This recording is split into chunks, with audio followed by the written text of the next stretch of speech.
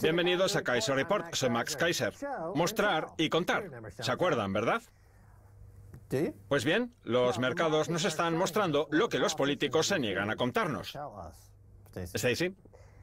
Así es. Los mercados nos están mostrando cosas como esta. ¿Qué? Justo lo que los políticos se niegan a contarnos. El gráfico corresponde a Australia. La línea morada representa la deuda pública, mientras que la gris representa la deuda privada. Pues bien, vemos que, como ha dicho en numerosas ocasiones el profesor Steve King, también aquí en Kaiser Report, cuando la deuda pública baja, la privada, la de las familias, tiene que subir. El gráfico lo deja clarísimo. Fíjate que la deuda de las familias es prácticamente la misma que tenía el Estado durante la Gran Depresión y durante la Segunda Guerra Mundial. Hasta ese punto hemos llegado. El gráfico deja claro que Steve King tenía razón. Efectivamente, hasta ese punto ha llegado la guerra financiera y ya sabemos que una guerra no es una guerra propiamente dicha si no hay propaganda. Vamos a hablar pues de la propaganda que ha desencadenado esta situación. El aumento de la deuda de las familias australianas alcanza niveles insostenibles. A los dos partidos políticos dominantes suele echárseles constantemente en cara y con toda la razón lo poco que han hecho por frenar el crecimiento de la deuda pública, tanto del gobierno central como de los estados, que en los últimos años se ha triplicado hasta situarse en el 34% del PBI. Sin embargo, el espectacular aumento de la deuda privada, que en los últimos 20 años se ha duplicado hasta niveles cercanos al 160% del PBI, no ha sido objeto de mención por parte de ninguno de los partidos que se presentan a estas elecciones. Eso es justo lo que dice Steve King, que nadie habla nunca de la deuda de las familias, porque supuestamente las familias actúan en su propio interés y no parece que lo que más les interese a las familias sea morir aplastadas bajo un montón de deuda. Efectivamente, tenemos una burbuja. Y el gobierno, en lugar de dejar que la burbuja se corrija a sí misma y caiga a su nivel natural, que estaría más o menos por aquí, sigue inyectando subvenciones para que la burbuja no deje de crecer. El problema es que la economía subyacente no es lo suficientemente robusta como para crear los ingresos en forma de impuestos necesarios para saldar esa deuda. Esto solo puede acabar en lágrimas. La noticia señala una cosa interesante sobre la propaganda, la importante influencia que ejerce el sector financiero, inmobiliario y de los servicios a la hora de mantener el foco sobre la deuda pública. El sector financiero, inmobiliario y de los servicios ha alimentado una burbuja del mercado de la vivienda enormemente rentable que ha permitido que sus participantes se enriquezcan inmensamente. Ahora bien, evidentemente esa burbuja también se debe a los votantes, que debido a su fuerte apalancamiento están muy interesados en que la deuda siga manteniéndose en niveles tan elevados e incluso continúe subiendo. O sea que el sector financiero, inmobiliario y de los servicios ha creado una serie de votantes fuertemente apalancados. Ya hemos dicho muchas veces que si a los votantes no les quedan puestos de trabajo atractivos y en cambio pueden ganar 80.000 libras al año gracias al aumento del precio de la vivienda, como sucede aquí en Londres, evidentemente van a votar en contra de todo aquel que pretenda impedir ese incremento de la deuda. Sí, lo que habría que hacer es entrar al parque y gritar ¡fuego! Para incendiar el sector. Eso es, para incendiar el sector financiero, inmobiliario y de los servicios, una industria fuertemente apalancada que en realidad no es más que una estafa Ponzi. Estamos ante la segunda parte de la burbuja de las hipotecas basura que vuelve a amenazar al planeta por culpa de que el único objetivo después de la crisis fuera contentar a los tenedores de bonos y dejarles que siguieran haciendo lo mismo. Los vigilantes de los bonos han desaparecido. ¿Te acuerdas de los vigilantes de los bonos? Ese término que se acuñó en los años 80. Los vigilantes de los bonos fueron los que permitieron que Bill Clinton pudiera gobernar durante una segunda legislatura. Clinton solo iba a durar 4 años, pero entonces llegó Robert Rubin, por aquel entonces secretario del Tesoro estadounidense, y dijo que había que contentar a los tenedores de bonos, que fue precisamente lo que hizo Clinton. Sí. Permitiendo que se enriquecieran inmensamente a cambio de contraer muy pocos riesgos. Eso fue lo que le permitió ser reelegido. Y entonces Rubin se fue a trabajar al Citibank y se embolsó 100 o 200 millones de dólares. Y también fue uno de los que contribuyeron a eso de que lo único que importa es la deuda pública, no la de las familias. Lo que ha incentivado toda esta acumulación de deuda ha sido la continua bajada de los intereses. Justo el argumento que utilizan muchos para restarle importancia a ese incremento de la deuda privada y del precio de la vivienda. En el 2008, Robert Rubin, Larry Summers y Alan Greenspan salieron en portada de la revista Time como los salvadores del mundo, cuando en realidad fueron los que sentaron las bases para su actual destrucción. Alan Greenspan ha llegado a reconocer públicamente que sus teorías sobre el funcionamiento de los mercados estaban equivocadas, puesto que los mercados no reaccionaron como él pensaba, y dice sentirse mal por ello. Prácticamente se ha retractado del trabajo que ha hecho durante toda su vida. La que estaba equivocada era su ideología, que no defendía estrictamente el libre mercado, sino que consideraba que los particulares nunca llegarían a destruir el mercado o a endeudarse hasta las cejas para favorecer sus intereses, algo que al final sí que acabaron haciendo. En fin, el Deutsche Bank ha estudiado la deuda de Australia y vamos a ver qué es lo que ha descubierto. El Deutsche Bank calculó hace poco que a pesar de lo bajos que están los intereses, la relación entre los intereses semanales que pagan de media los australianos por su hipoteca y los ingresos que perciben cada semana había montado desde un mínimo del 53% en septiembre del 2003 hasta un 66% en diciembre del año pasado, alzándose por encima de la media que se sitúa en el 57%. O sea que la gente se gasta una parte importantísima de sus ingresos en pagar los intereses y eso a pesar de lo bajos que están. Cuando el 100% de la moneda que se emite se destina a pagar los intereses, eso se conoce como fracaso de la divisa. Exacto. Vamos a ver otra noticia que tiene mucho que ver con esta política de ir arrinconándonos por medio de los intereses bajos para que no tengamos escapatoria. Goldman Sachs esgrime una razón de $1 billón para que la Reserva Federal no acelere el ritmo de subida de los intereses. Hay una razón de $1 billón acechando el mercado de deuda para que la Reserva Federal no acelere el ritmo de subida de los intereses. Según cálculos del grupo Goldman Sachs, eso sería nada más y nada menos lo que perderían los tenedores de bonos si la rentabilidad de los bonos del Tesoro subiera de la forma inesperada en torno al 1%. Un golpe de tal magnitud superaría las pérdidas sufridas en el mercado de la deuda hipotecaria desde la crisis financiera y encima sin apoyo gubernamental. O sea que lo que viene a decirnos Goldman Sachs es, están ustedes arrinconados. Si suben los intereses un 1%, se perderán $1 billón. Ten en cuenta que durante este periodo de emisión de moneda, flexibilización cuantitativa y monetización de la deuda, los gobiernos se dedican a intercambiar estas políticas. Por ejemplo, si Estados Unidos anuncia el fin de la flexibilización cuantitativa, llega el Banco Central Europeo y lo pone en práctica, lo cual demuestra que los bancos centrales están todos relacionados los unos con los otros.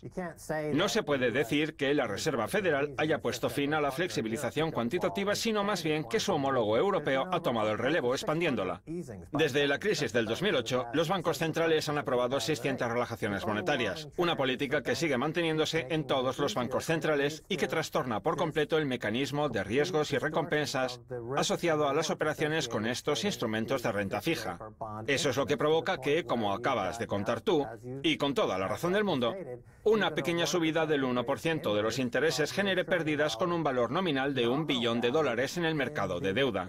Y yo quisiera añadir que si ese efecto se extendiera al mercado de los derivados, que es lo que pasaría si se subieran los intereses, las pérdidas serían de entre 50 y 100 billones. La otra razón por la que argumentan que generaría tantas pérdidas es que, como consecuencia de los intereses cero, la Reserva Federal ha trasladado el dinero a los bonos con vencimiento a más largo plazo, que son de los que más cuesta escapar. Los gestores monetarios han optado por títulos con vencimiento a más largo plazo en una desesperada búsqueda de rentabilidad. El problema es que cuando los intereses suben, el precio de los bonos baja, una caída que afecta especialmente a la deuda a más largo plazo. ¿Me dejas que intervenga? Sí, pero antes me gustaría que viéramos esta imagen de un inversor del mercado de deuda que extiende sus extremidades hacia la zona más distante de la curva de rentabilidad. ¿Eso qué es, un hámster haciendo una barbacoa? Es una cría de oso panda. ¿Un panda? ¿Y qué lleva? ¿Pañales de color rosa? ¿Qué es eso rosa? Eso es de la impresora. El caso es que aquí tenemos a la cría china de oso panda en la parte más alejada de la curva de rentabilidad, dándose cuenta de que los intereses han subido el 1%. Ah, que es una película. Y aquí está la cría cayéndose al suelo, que es lo mismo que va a pasarles a los inversores del mercado de deuda. Es como un folioscopio. Aquí están las tres imágenes. ¿Han visto? Es como una película. Déjense de vídeos de gatos locos. Este vídeo del panda está mucho mejor. En fin, si me permites volver a lo que quería decir sobre estos bonos con vencimiento a más largo plazo que están comprando actualmente los inversores, podemos afirmar rotundamente que nos encontramos ante el fin de los vigilantes de la deuda, que se encuentran al final de la curva de la rentabilidad. Los bancos centrales pueden juguetear como si fueran crías con los bonos a corto plazo. Pero cuando empiezan a comprar bonos a más largo plazo, instrumentos de renta fija a 10, 20 o 30 años, que son la base de la economía mundial, ahí están los vigilantes de los bonos para dispararlos sin piedad.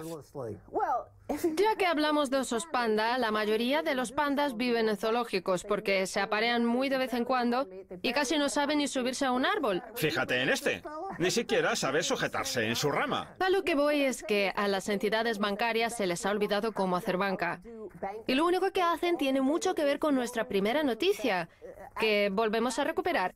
Los manuales sobre finanzas enseñan que los bancos prestan dinero a las empresas, que a su vez lo reinvierten en la economía, cuando lo que está pasando es que se lo prestan a las familias para que inviertan en vivienda. En los últimos 20 años, el crédito concedido a las empresas, que en el mes de abril se situaba en 852.000 millones de dólares, ha pasado de representar la mitad del crédito total a representar solamente un tercio. O sea que ya ni siquiera saben comportarse como bancos. Están hacinados en esos zoológicos en los que se ha convertido nuestro sistema financiero. Déjame que vuelva a sacar el nombre de Steve King, autor de La economía desacreditada. Voy a resumir el libro en una sola frase. El concepto de equilibrio ha quedado hecho trizas. Todos los economistas y escuelas económicas trabajan sobre la base del concepto del equilibrio, con sus compradores y vendedores, entradas y salidas, racionalidad y irracionalidad y bla, bla, bla, bla. Cada uno de ellos está en un miembro distinto de la ecuación y entre medias siempre hay un signo igual, pero ese equilibrio ya no existe. ¿Cómo demuestra el panda? Efectivamente. ¿Acaso les parece que este animal viva en un mundo caracterizado por el equilibrio? No, así es como está la economía. El panda parece haberse bebido una botella entera de vino de bambú. Está tan ebrio que trata de aparearse con un palo en medio del zoo. Así es como está la economía, no como dicen los economistas de la Reserva Federal, que viven en su mundo y no tienen ni idea de cómo funciona. Nunca ha funcionado así. Y hasta que no alcancemos una dimensión paralela y nos reunamos con nuestros semejantes de la galaxia 17, nunca lo hará. En los segundos que nos quedan, me gustaría decir que así es como estamos actualmente. En cuanto el mundo y los bancos centrales se den cuenta de que lo que pasa en realidad es esto, que no hay equilibrio, mirarán hacia abajo y nos caeremos todos. Volverá a pasar por la misma razón de siempre. Por la misma de siempre. Los espero en la segunda parte. No se vayan, tenemos mucho más.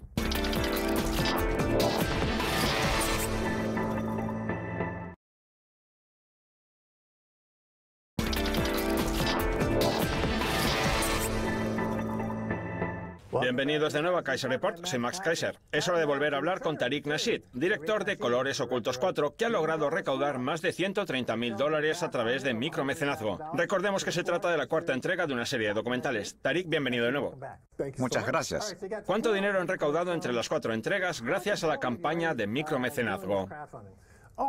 Bien, yo diría que casi $500.000. Hemos recaudado mucho dinero y también hemos generado mucho. Incluso puede decirse que hemos llegado a crear un nuevo sector autosuficiente gracias a los productores independientes de todo el país que han colaborado con nosotros. Y encima genera empleo. Sí, eso intentamos hacer.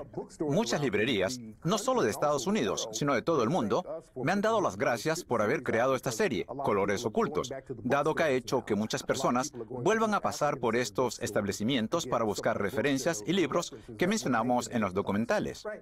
Les recuerdo a nuestros espectadores que el documental se proyectará en el Auditorio Millennium Point de Birmingham, en lo que será el estreno en el Reino Unido, ¿no es así? Efectivamente. Yo mismo voy a dar una conferencia con el británico Robin Walker, uno de los expertos que sale en la película. El estreno será en el Reino Unido. De acuerdo. Usted se ha convertido casi en un icono cultural gracias al tremendo impacto que están teniendo estos documentales. Da la sensación de que se ha vuelto a renovar el interés por estos asuntos que tanto le importaban a la gente en los años 60. Una década repleta de grandes líderes del movimiento negro, aunque al final todos acabaron asesinados. Sí, así es. Hemos atravesado un periodo de silencio, pero ahora volvemos a tener movimientos como el de Las vidas de los negros importan, o lo que recordábamos el otro día, cuando en la final de la Super Bowl, Beyoncé repitió el saludo que hizo el Black Power en los Juegos Olímpicos de 1966 levantando el puño en alto. Por tanto, parece que el movimiento negro ha vuelto con las pilas cargadas. A mí hay un concepto que me interesa mucho, el de las reparaciones de la esclavitud. Sí.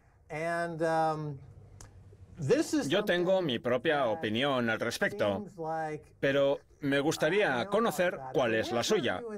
¿Cuál es su punto de vista sobre el tema de las reparaciones y el estado actual de las cosas?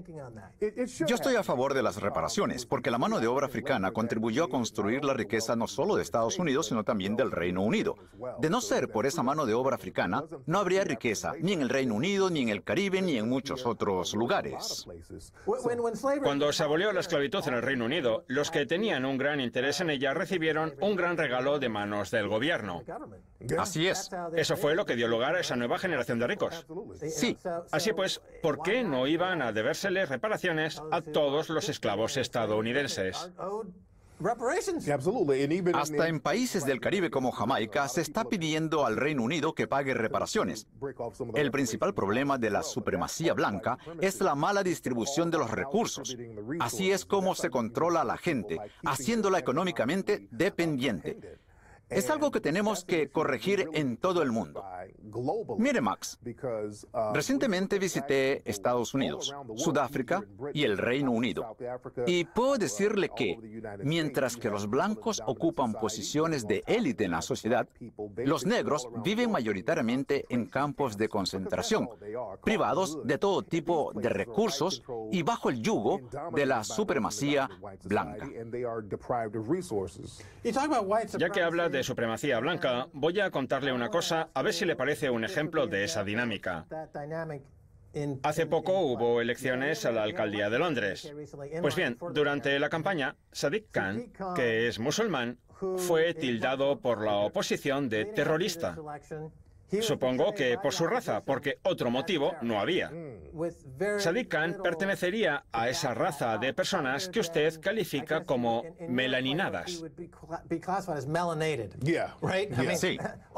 Yo no soy melaninado, pero la gente de color sí que lo es. Yo los llamo melanoides. Melanoides. Sí. De acuerdo. Ese era su delito. Por eso lo tildaron de terrorista, aunque al final acabó siendo elegido alcalde. Pero en la campaña llegaron a salir imágenes superpuestas con su cara y los autobuses que explotaron en los atentados del 7 de julio, queriendo lanzar el mensaje de ¿es esta la persona a quien quieren como alcalde? Así es como actúan los partidarios de la supremacía blanca, ¿verdad? Sí, ya lo hicieron con Obama. Lo acusaron de terrorista durante la campaña. Incluso, cuando chocaba los puños con su mujer, decían que ese era el saludo terrorista. Es otro ejemplo más del soy blanco y por lo tanto tengo razón. No tiene ningún sentido. Por cierto, cabe recordar que gran parte de los asesinos que se dedican a matar gente indiscriminadamente en Estados Unidos son de raza blanca. La semana pasada un estudiante blanco disparó a su profesor en la Universidad UCLA de Los Ángeles, donde yo vivo. El día anterior, otro hombre blanco había disparado a varias personas en Texas. Pero esos no son terroristas, Max. Efectivamente. Ser blanco es una bandera falsa. Así es. En cambio, ser negro equivale a ser terrorista. Exacto. Los blancos creen que Obama quiere quitarle las armas. Creen que esas cosas no pasan, que nadie ha muerto y que no es más que un complot para quitarles las armas. En cambio, si eres negro, eres terrorista y acabas en el complejo penitenciario industrial. Exacto. Para enriquecer a otros. Eso es. Antiguamente, en el sur de Estados Unidos, la esclavitud era mucho más rudimentaria que la muy tecnificada esclavitud actual. Sí. La tecnología ha crecido a la par que los métodos de explotación, ¿no le parece? Bueno, entre los partidarios de la supremacía blanca existe una lucha entre los que quieren refinar su doctrina y los partidarios de la vieja escuela que quieren poner a los malditos negros en su sitio, como dicen ellos. En el caso de los que pretenden refinar la supremacía blanca, las muertes de los negros siempre vienen acompañadas de algún sacrificio en forma de muerte de algún blanco, como pasó en Flint, Michigan. Ellos quieren a partidarios de la supremacía blanca como Donald Trump. Lo que pasó en Flint fue casi un genocidio. Le sobra el casi. Fue un genocidio. En cambio, cuando se envenenó a la gente y no pasó nada, nadie pagó por ello. En los años 40 y 50, la construcción de las nuevas autovías hizo que se envenenara a los negros con plomo, porque todo el plomo de los automóviles iba a parar a las zonas de los negros. Es algo muy antiguo, Max. Y por todos conocido. Mataban a unos cuantos negros a cambio de ahorrarse unos dólares. Efectivamente. Eso era lo que hacían. En fin, tengo una pregunta que es más bien de índole cinematográfica.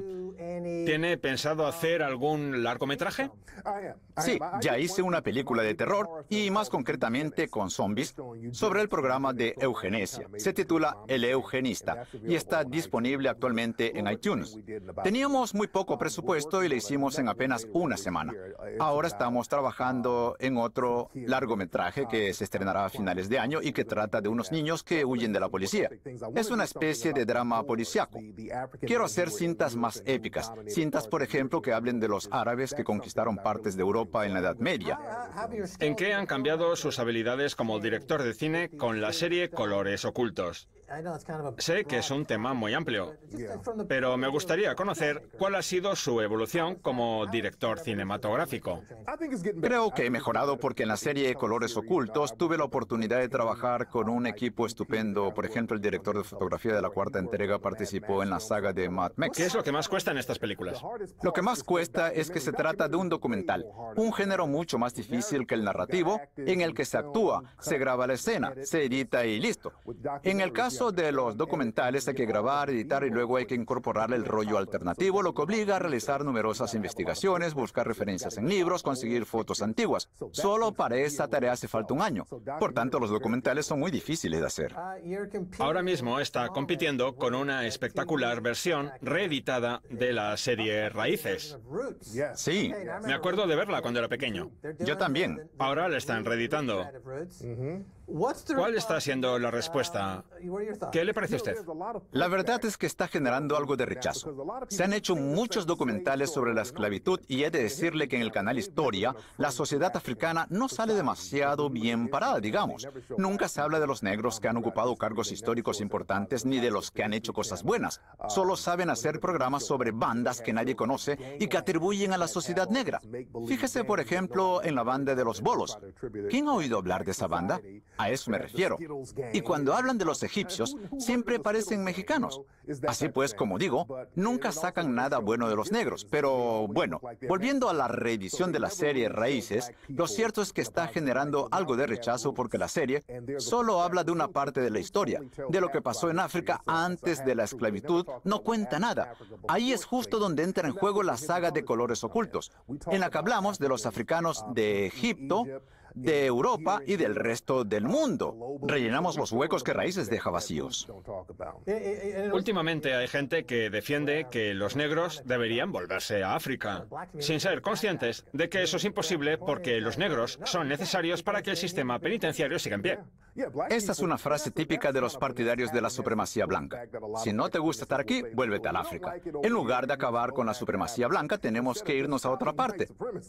Ahora bien, África está totalmente colonizada y controlada por la supremacía blanca, y además, cuando la gente intenta volver, se lo impiden, como pasó cuando pusieron fin al movimiento de Marcus Garvey. Acabaron con el movimiento. Eso es. Estaban listos para irse. Y les dijeron que no. Y les dijeron que no. Está claro que es una cárcel. Zbigniew Brzezinski escribió un documento en los años 70 en el que decía que no debería permitirse que los africanos y los afroamericanos se unieran. Fueron inflexibles a ese respecto.